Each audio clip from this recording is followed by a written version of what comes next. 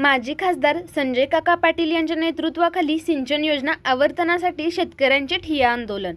तासगाव तालुक्यातील शेतकऱ्यांना शेतीसाठी पाणी मिळण्यासाठी आवर्तन सुरू ठेवावे यासाठी तासगाव येथील जलसंपदा कार्यालयासमोर ठिय्या आंदोलन करण्यात आले। ताकारी व टेंभू आरफळ उपसा सिंचन योजनेचे आवर्तन रखडल्याने शेती उद्ध्वस्त होण्याची स्थिती उद्भवली आहे।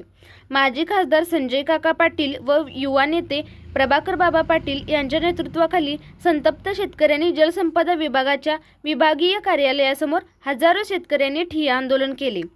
जलसंपदा विभागाच्या नियमानुसार 1 मार्च रोजी आवर्तन सुरू होणे आवश्यक असताना मार्च महिना संपला तरी आवर्तन सुरू नसल्याने शेतकऱ्यांमध्ये संतप्त प्रतिक्रिया उमटल्या।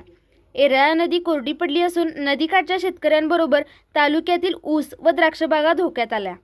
जलसंपदा विभाग वेळकाढूपणा करत आहे। लवकरात लवकर आवर्तन सुरू ठेवावे यासाठी आज तासगाव येथे ठिय्या आंदोलन करण्यात आले व जलसंपदा विभागाच्या अधिकाऱ्यांना निवेदन देण्यात आले।